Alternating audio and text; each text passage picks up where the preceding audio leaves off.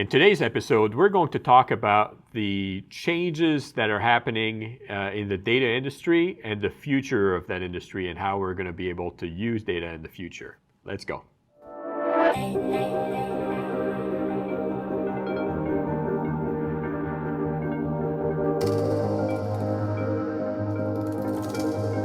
There's a whole industry that serves advertising. It's the data industry.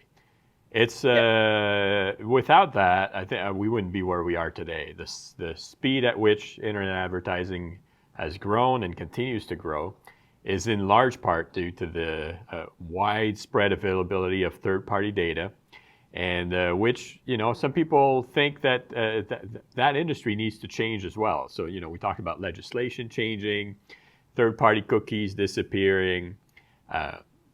Device manufacturers like Apple introducing new rules to obtain permission. And so how are all these things going to impact the data industry? What's going to happen to that industry? Which players are going to have an opportunity to maybe make a mark, and which ones are more likely to disappear, if any? Sure. So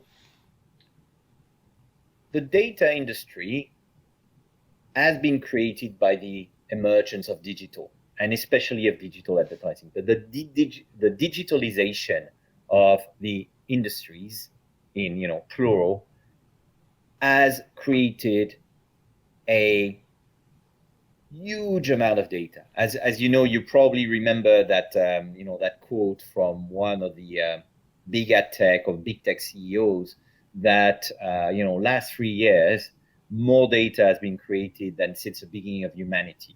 And it's totally true, because, all that digitalization is creating all that data. And advertising technology bears a big responsibility.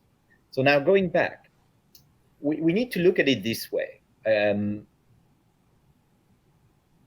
industry at tech has been created because and has grown because of the wild availability and the cheapness of data. It was so easy to basically create data from users' behavior, as we say, third-party cookies. You just drop them, and then you basically pool them, you analyze them, and you start building advertising profiles, and then you can enhance or increase the CPM that you are selling to advertisers. And it works, okay? It very often doesn't work as well as what salespeople would say, but it does work. Okay. Now, what I think is going to happen is data will still be the absolute foundation of everything to do with advertising technology, but it's going to change because it's going to be priced at a higher price. What does it mean? It means that what would be considered low quality data, so basically poor segments or poor third-party data companies, etc., they're going to disappear. And the data which is going to be left, it's still going to be a plenty, but especially more value will be created around that data. So sometimes I use a comparison, which is not mine, because you see it in other places, which is a comparison of the role of data and the role of oil. I'm sure we've all heard about, it's been around for probably 7-8 years, the notion that data is the new oil.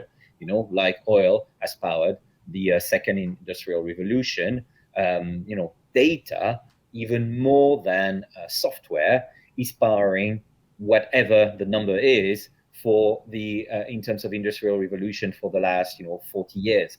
And so if you push that comparison and you go back to the beginning of oil, for example, you think about the United States, first half of the 19th century, people start digging oil and finding oil, using oil, and realizing that actually, it's very useful. Okay, it can replace other sources of energy which was used at the time, and it's cheap.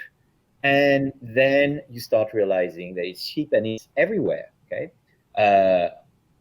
then what happens is when the car industry emerges from the 1910s, 1920s, 1930s, and then becomes very prevalent in the US in the 30s, 40s, 50s, what do? You start creating cars which actually consume a huge amount of oil, okay, or gas. Okay? And then when oil becomes scarce, that totally transforms the car industry, which has to adapt. I know it's a vague and a directional comparison, but I'm a true believer that's exactly what's going to happen with our ecosystem. Not obviously not apple for apple, but directionally. The industry will have to adapt. The industry will have to choose its data better, because the industry will have to pay a certain price for that data, because the data will have to be of very good value and also to be privacy compliant. And also a point which I was touching on earlier, which is really important, is the notion of it's either targeting like TV targeting in the 1950s, or it's user level targeting like in the last 10 years in digital, and that's your binary choice. I think it's a simplification, and it's especially a very wrong statement. I think what you're going to find out is that there are other good targeting techniques than anything leading to user level targeting. There is a concept which is being talked about quite a lot, again in a very literal way, which is flocks, the federated cohorts, and it's actually whether or not flocks is going to be GDPR compliant, which probably it's not going to be. What I've always believed is that in the future, and in the not so distant future, you will start getting something which is not user level targeting, but which is, and forgive me for the labeling, but mini audience targeting, like audiences of, I don't know, 5, 10, 20, 100, with very homogeneous mini segments. And it's very hard to say that the efficacy of targeting mini audiences and mini segments would be lower than user level targeting. For having been in the industry for quite a while, I am not sure we're gaining such a lot by doing user level targeting versus targeting segments of 10. Yeah. I can see the difference between segments of 10 and the way TV was built in the 1960s. That I can see.